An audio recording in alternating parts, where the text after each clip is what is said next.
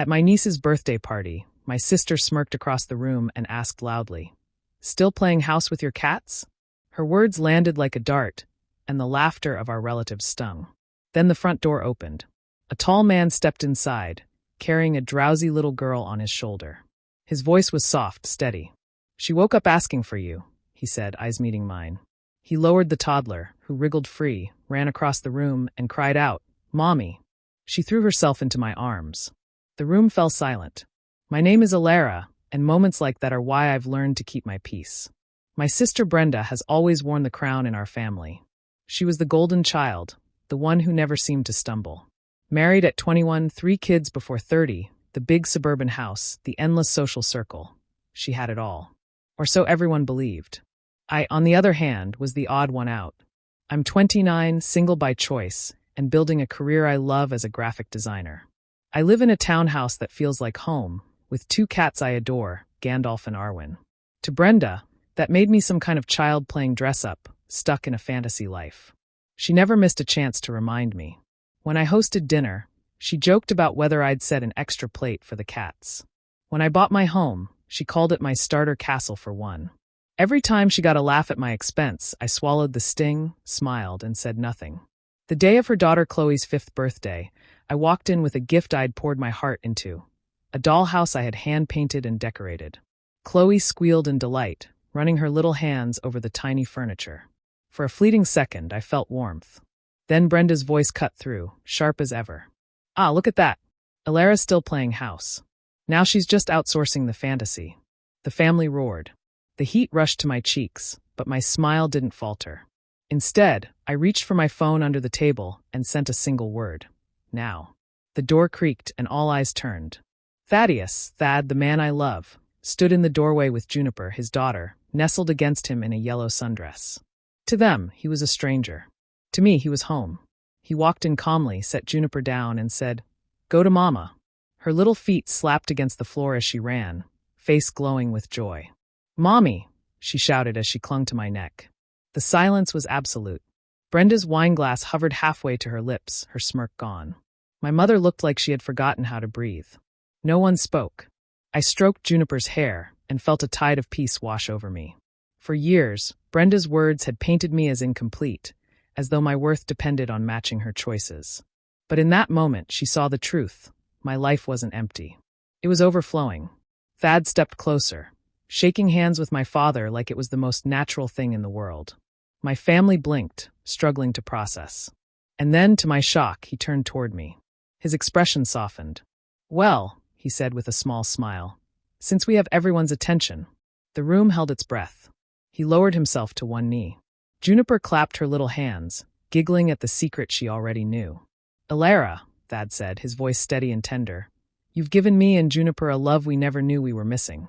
Will you make our family official?" The gasp escaped before I could stop it.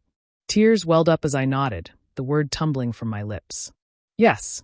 He slipped the ring onto my finger, and applause finally broke the silence. But I barely heard it. For once, I wasn't the butt of a joke. I wasn't the child Brenda painted me to be. I was a mother, a partner, and a woman standing in her own joy. The silence that followed her mockery had been the sweetest revenge of all. Looking back, Brenda's cruelty wasn't confined to a handful of snide remarks. It was a rhythm, a constant undertone to my adult life. It wasn't simply what she said, but the way she wielded her words, like a weapon disguised as a joke. I remember the day I signed the papers for my townhouse. I was proud, nervous, and exhilarated. I invited my family over for a small celebration. Balloons, champagne, takeout cartons on the floor, my own beginning. Brenda walked through the door, glanced around with a critical eye, and declared, "Cute. Like a starter castle for one." She laughed as though she'd been clever. My chest tightened, but I swallowed the ache. No one corrected her, no one told her to stop. My father chuckled softly. My mother shook her head like it was harmless teasing. Then there was the night I hosted a dinner. I'd spent weeks perfecting the menu: roast duck, wine pairings, handmade pastries. I wanted to prove, if only to myself, that I could create beauty from start to finish. Brenda arrived fashionably late, clinking her glass for attention. "Should I ask where Gandalf and Arwen will sit?" she quipped. The table laughed, even as my smile froze. I stood there, apron still on, feeling the careful world I'd built collapse into embarrassment. No one defended me, no one told her to knock it off. The refrain was always the same. That's just Brenda being Brenda. Every milestone in my life became fodder for her amusement. When I earned a promotion at work, she asked if my boss just felt bad for the cat lady. When I traveled alone to Italy, a trip I had dreamed about since art school, she made sure to point out that honeymoons are more fun with two. My joy was consistently diminished by her ability to turn it into a punchline. Family gatherings were her stage. Thanksgiving dinners, birthday parties, even Christmas mornings. Each moment offered her a chance to belittle. She never shouted, never raised her voice. Instead, she perfected the art of the sideways glance, the smirk that said she knew something the rest of the world didn't. And somehow, everyone else always played along. It wasn't just the remarks themselves. It was the silence afterward, the way the room would chuckle and then carry on as though nothing had happened. That silence cut deeper than her words ever could. It told me that my pain didn't matter, that I was the odd one out, that her cruelty was acceptable because it was easier to laugh than confront her. I learned to build shields, sarcasm, polite smiles, quick changes of subject, but they were flimsy. The truth was, every time she did it, a part of me shrank. I stopped sharing victories with my family, stopped bringing up my passions. Why hand her ammunition when I already knew the outcome? Years of this campaign wore me down. I began to believe maybe I was incomplete. Maybe she was right. That creeping doubt lived inside me, shaping how I moved through the world. And yet, in some quiet corner of my mind, I nursed a stubborn spark of defiance. I wanted to prove, not just to her, but to myself, that my life wasn't a joke. That is why the silence at Chloe's birthday, the stunned faces as Juniper cried mommy, meant more than a single victory. It was the first crack in the armor Brenda had worn for years. Finally, she couldn't laugh me away. 2 years before that birthday party, my life took a turn no one in my family could have imagined. It began at a gallery opening downtown. I'd gone alone, eager to see a new exhibit on modern architecture and design. While studying a model of a curved glass building, I felt someone step beside me. He had a calm presence, a quiet confidence. His name was Thaddeus, Thad for short. He wasn't just another guest admiring the art. He was one of the minds behind it. We struck up a conversation that lingered long after the wine glasses were empty. He told me about his work, his love of design rooted in both precision and imagination. I told him about my career, how color and form shaped the way I approached the world. We spoke like old friends, though we had just met. But by the end of the night, there was one detail that changed everything. He was raising a little girl alone. His wife had passed away when their daughter was still an infant. Juniper was just over a year old then, full of energy, with curious eyes that seemed older than her small frame. Thad was careful, almost protective of her even in conversation. He explained that dating wasn't just about him. It was about the world his daughter would grow up in. I respected that. It meant that if there was to be anything between us, it would have to move slowly, gently, with her at the center. And so we began quietly. Coffee dates at small cafes, walks through the park where Juniper would nap in her stroller, evenings where we cooked simple meals and talked while she babbled from her high chair. It wasn't romance in the loud, sweeping way I had once imagined. It was steady, deliberate, like laying bricks to build something lasting. As the months passed, my bond with Juniper deepened as much as my bond with Thad. I remember the first time she reached for me, tiny hands stretching from her father's arms. I remember her laughter when I read her picture books in funny voices, the way her curls bounced when she clapped along to silly songs. These moments weren't grand, but they carried a weight that settled in my heart. Trust was earned slowly. Thad never rushed me into a role, never assumed what I should be. Instead, he let Juniper decide. That decision came one quiet morning. We were sitting on the rug, blocks scattered around us, when she suddenly looked up, her eyes bright, and said a single word. Mama. My breath caught. Thad froze, watching carefully, but she repeated it, smiling as if she had just named me herself. I couldn't stop the tears. Thad reached out, taking my hand in his, and in that unspoken moment, we both understood. This wasn't temporary. This wasn't fragile. We were shaping a family, not through force, but through love that had grown naturally, piece by piece. From then on, we began to dream out loud, about schools, holidays, a future that included the three of us. What we had was private, sacred, and too delicate to expose to people who wouldn't understand. My relatives still saw me as incomplete, but I no longer carried that weight. I had something real, something precious. What they thought I lacked, I had quietly built. And when the time came, that secret world would speak louder than any insult Brenda had ever thrown my way. In the weeks leading up to Chloe's birthday, Thad and I had more than one late-night conversation about how to handle my family. It wasn't simple. I'd kept my world with him and Juniper separate, guarded like something fragile. But the longer we were together, the more obvious it became that separation couldn't last forever. Bringing them into that circle wasn't just about introductions. It was about exposure, allowing people who had never truly respected me to witness what my life had quietly become. Thad understood the tension. He knew enough about Brenda's sharp tongue to grasp why I was hesitant. I'd told him stories, not everything, but enough for him to sense how deeply her words had dug into me over the years. We talked about different approaches. One idea was to invite everyone to dinner at our place, to present our life in an environment we controlled. But that felt too staged, too easy for Brenda to dismiss as some orchestrated performance. Another was to introduce Thad casually at a neutral gathering, but I worried Brenda would find a way to twist even that. Each scenario seemed to leave space for her to spin her narrative. Finally, we settled on something that felt right, something that wasn't about proving a point, but about letting the truth speak for itself. I would go to the party alone, just as I always had. Nothing different, nothing to suggest what was waiting. If the routine mockery surfaced, as I knew it would, Thad would bring Juniper over afterward. Not with fanfare, not with grand announcements. Just a simple entrance that would shift the atmosphere without me having to defend or explain a single thing. It wasn't a trick. It wasn't meant to embarrass. It was about contrast. The caricature Brenda had painted of me would collide with the reality she had never allowed herself to consider. For once, she wouldn't be able to lean on easy jokes or dismissive smirks. The truth would stand in front of her, undeniable. Thad was cautious. He asked me more than once if I was sure. He wasn't a man who enjoyed spectacle, and he certainly didn't want to put Juniper in the middle of unnecessary drama. But I assured him it wouldn't be cruel. The moment would be natural, even gentle. All we needed was for them to see us, nothing more. I remember one evening in particular, Juniper asleep upstairs, the two of us sitting on the couch. Thad leaned forward, elbows on his knees, and said, "Are you ready for this? Not for me, not for her, for you. Are you ready to see how they react?" I hesitated, then nodded. I wasn't certain I was ready, but I knew it was necessary. We agreed on a single signal. If things unfolded the way they usually did, if the same tired ridicule surfaced, I'd send him a message. One word. That would be the moment.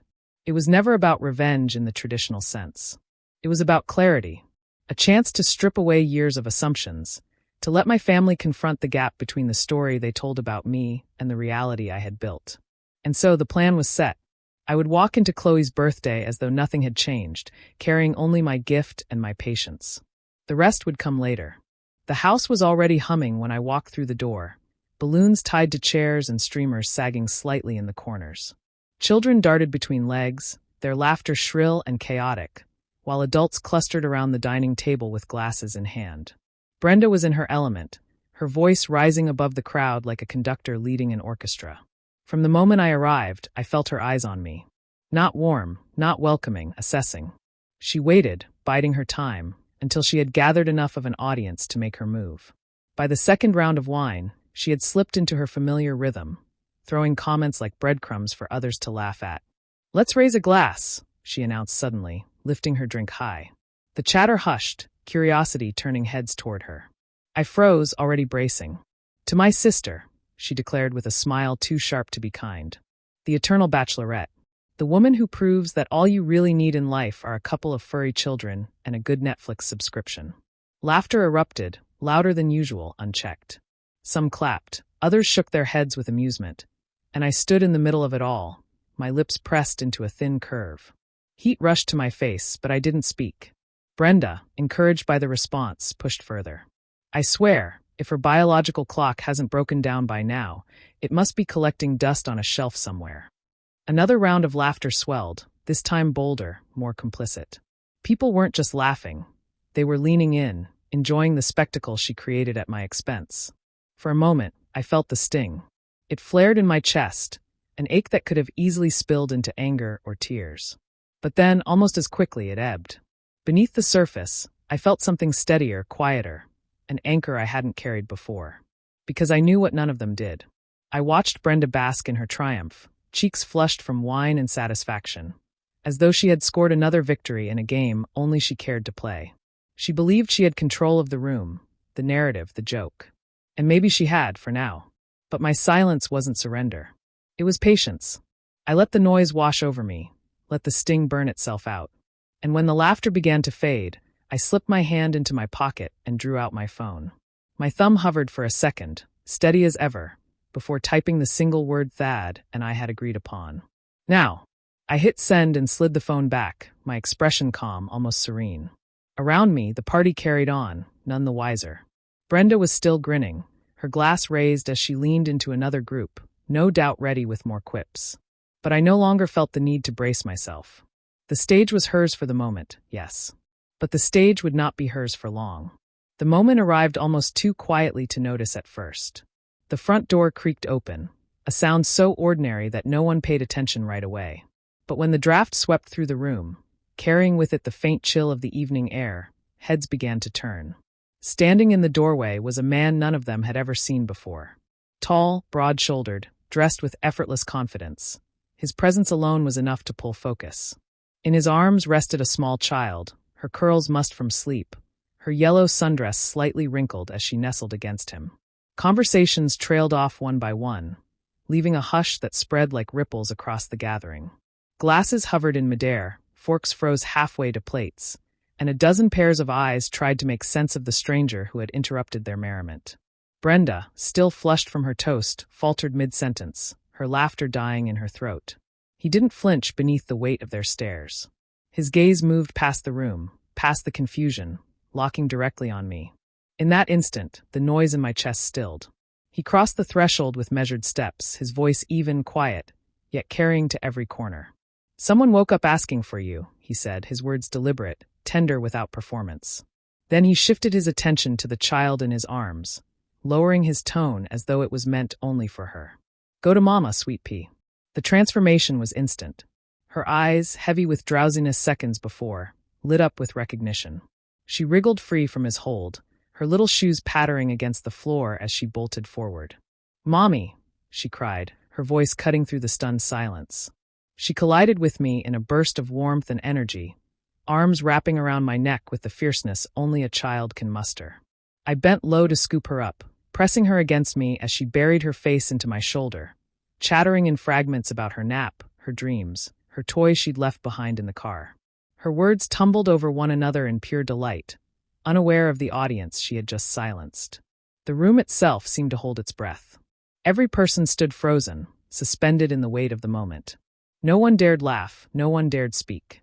The clinking of glasses, the shuffle of feet, the ordinary sounds of a party, all gone. What remained was a vacuum, the kind of silence that doesn't simply fill space but presses in, making every heartbeat, every inhale feel louder than it should. I rocked her gently, whispering reassurances, brushing a strand of hair from her cheek. She continued babbling, her little hands patting my face, as though she had been waiting all day to find me again. And in that quiet, her small voice became the only sound that mattered. Around us, the silence stretched, deepened, hardened. No one moved to break it. It was as if every person present understood that something irreversible had just shifted. Juniper's weight settled comfortably against my hip, her small hands playing with the fabric of my sleeve as I finally lifted my eyes to the people around me. The expressions staring back at me were priceless. Brenda's face had drained of all its color, her lips parted but frozen, as if she had forgotten how to form words. My mother's eyes were wide, unblinking, her posture stiff like she had been turned to stone. No one dared to fill the silence. It stretched on, thick and brittle. Thad moved forward with quiet confidence, his presence commanding without effort. He reached my father first, extending his hand in a gesture that was both formal and unshakably steady. My father, though visibly rattled, responded automatically, gripping it with a kind of reflexive politeness. Thad's voice carried just enough to be heard, yet still gentle. "It's good to finally meet you, sir." The words, simple as they were, rang louder than any toast Brenda had made all evening. I could feel Juniper shifting, sensing the change in the room, though her innocence kept her unbothered. She clung to me, whispering fragments only I could catch, while the adults around us remained frozen in disbelief. Then Thad turned toward me.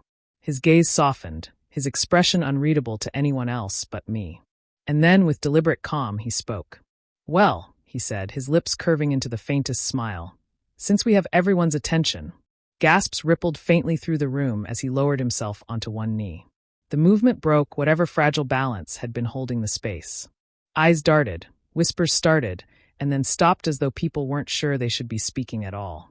Juniper, suddenly animated, clapped her little hands together, her laughter breaking the stillness like sunlight cutting through storm clouds.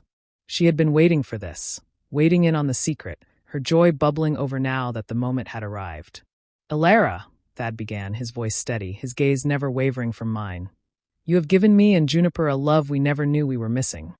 His words were neither rushed nor rehearsed. They felt lived, carried by the weight of everything we had built together. "Will you make our family official?" The words struck me harder than I had prepared for. My breath hitched, and before I could even think, the answer burst from me in a gasp. "Yes." The room exhaled in unison, as if everyone had been holding their breath waiting for what came next.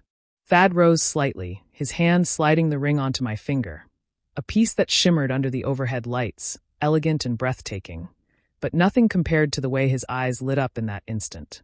Applause scattered hesitantly at first, then grew louder as if the guests weren't sure whether to celebrate or simply watch. My heart pounded, my arms tightened around Juniper, and for the first time in years, I felt taller than Brenda's shadow. In that moment, no remark, no ridicule could reach me. My family wasn't hypothetical anymore. It was here, living, breathing, undeniable. The room had shifted into a blur of movement and chatter. Guests were coming up one after another, pressing my hand, cooing at Juniper, showering Thad with questions. Balloons bobbed at the ceiling, the music still playing faintly in the background, but everything around me felt strangely muffled. Through the swirl of congratulations, one figure remained unnervingly still. Brenda. She hadn't moved an inch. Her glass of wine dangled forgotten at her side, and her eyes darted from me to Thad to Juniper like she couldn't reconcile what she was seeing. I knew I couldn't let the moment pass. This wasn't just about me claiming joy. It was about addressing the years of poison that had tainted every family gathering. I adjusted Juniper on my hip, whispered for her to go to Thad, and then walked across the room until I stood directly in front of my sister. "Bren," I said softly, but firmly enough that her eyes snapped to mine. Her lips parted, but no words came. I held her gaze. "You were right," I began. The murmurs behind me softened as if people sensed something was happening. I was playing house. I was practicing for this. I gestured toward Thad and Juniper, who were laughing together across the room. For a moment, Brenda didn't move. Then, like a dam finally cracking, her composure collapsed. Her shoulders hunched forward, her glass set down with a clumsy clink. Her face twisted, not in the familiar smugness I'd known for years, but in raw pain. Tears welled, slipped down her cheeks unchecked. She shook her head, her voice catching. "You don't understand," she whispered. I wasn't trying to hurt you." Her words wavered, uneven but honest. "I was jealous, Elara. You had freedom. You had choices. And you looked happy. I hated seeing it." Her confession hit me harder than I expected. For years I had imagined what I'd say to her if she ever admitted fault, but nothing prepared me for the sight of my sister stripped of her armor. She pressed her hands together, almost in prayer. "I mocked you because it was easier than admitting I envied you. You weren't trapped in schedules and expectations. You were living on your own terms, and her voice cracked. "I resented you for it." The guests had quieted to near silence, watching from the corners of the room, though none dared interrupt. Brenda's eyes met mine again, red and unguarded. "I'm sorry," she said, and the words weren't laced with sarcasm or deflection. "Not just today. For every snide thing, every time I cut you down. I can't take it back, but I see it now. I was cruel because I couldn't face my own unhappiness." The apology didn't erase the years, but it pierced something deeper than all her insults ever had. For the first time in a decade, I saw not the flawless golden child, but a flawed woman reaching out, hoping for forgiveness. I didn't answer immediately. I let the moment breathe, let her vulnerability linger in the air. Because for once, Brenda wasn't leading the performance. She was standing in her truth. And that was more shocking than any insult she had ever hurled at me. The weeks after the party unfolded in ways I hadn't dared to imagine. Where once there had been tension, there was now curiosity, warmth, and a kind of hesitant joy. My parents, who had stood speechless that day, embraced Thad and Juniper with open arms almost immediately. It was as though a missing piece of their lives had been dropped into place overnight. My mother, who once fussed endlessly over Brenda's children, began to spread her affection evenly. I'll never forget the first time Juniper climbed into her lap, clutching a stuffed rabbit, and whispered, "Nana." My mother froze, startled, then pulled her close, her eyes glistening as she whispered back, "Yes, sweet girl, Nana." The word stuck, and from then on, Juniper's small voice filled the house with a name that melted every trace of resistance. My father was no less enchanted. He found himself drawn into Juniper's games, crouching down to build block towers, only to feign exaggerated despair when she toppled them with a triumphant giggle. "Papa's buildings don't stand a chance," he said once, laughing, and the nickname sealed itself as naturally as breathing. Brenda was slower to join this transformation, but to her credit, she didn't shy away. Our conversations remained careful, as if we were both relearning how to stand near each other without bracing for impact. One afternoon, she confessed that she had started therapy.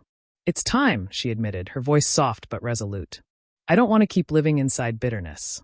Her honesty opened doors between us that had long been sealed. There were no sudden declarations of sisterly love, but there were gestures. Small, deliberate, and meaningful. She offered to watch Juniper one evening so Thad and I could have dinner alone. Another time, she came over with a stack of bridal magazines, her hands tentative as she laid them on my kitchen counter. "If you'll let me," she said quietly, "I'd like to help with the wedding." That moment broke something in me, in the best way.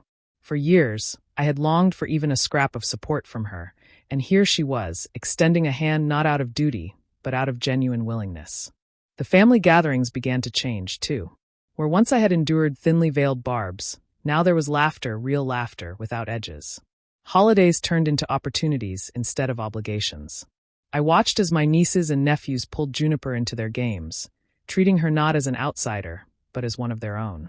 She responded with the kind of open-hearted acceptance only children know how to give. And in those quiet in-between spaces, nights when Juniper fell asleep curled against me, mornings when Thad reached for my hand before we even opened our eyes, I felt the steady hum of a life I had built not through performance, but through patience, trust, and love. The shift in my family wasn't perfect, but it was undeniable.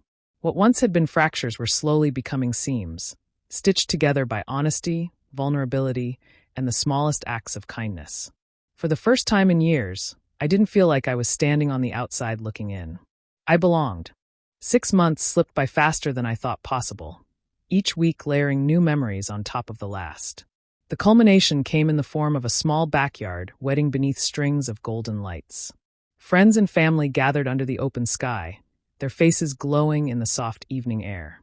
Juniper, dressed in a crown of tiny wildflowers, toddled down the makeshift aisle, scattering petals with all the seriousness a little flower girl could muster.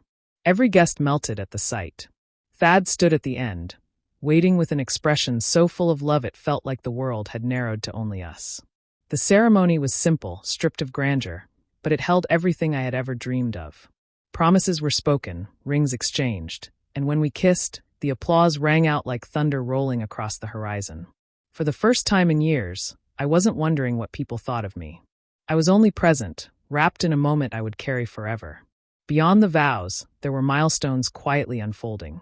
The adoption papers were moving through the system, step by step, with the assurance that soon Juniper would not only call me Mama, but legally bear my name. The thought made my chest ache in the best way. She was already mine in every sense that mattered, but soon the world would recognize it too. One of the most unexpected parts of that evening came during the toasts. When Brenda stood, the crowd hushed almost instinctively, as though waiting for another sharp remark. But instead, she spoke with a trembling honesty I hadn't anticipated.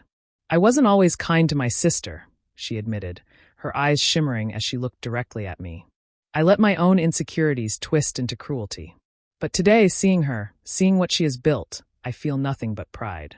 Elara, you've taught me more about love and resilience than I ever thought possible. I'm sorry for the past.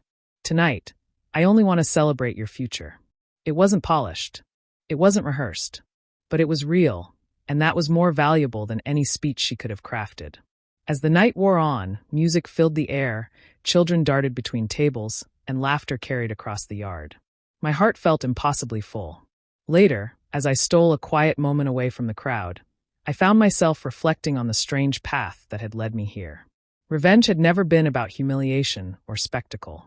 My greatest answer to years of doubt and derision was simply to live, to love, to keep building the life that felt right for me.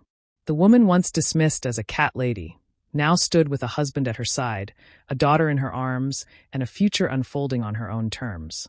The irony wasn't lost on me. The life others pitted had never been empty. It had always been brimming, and now it was overflowing. Do you think I made the right choice embracing my own path? Or should I have handled my family differently? I'd love to hear your thoughts in the comments. Don't forget to subscribe for more stories like this. And that, I realized, was the sweetest victory of all.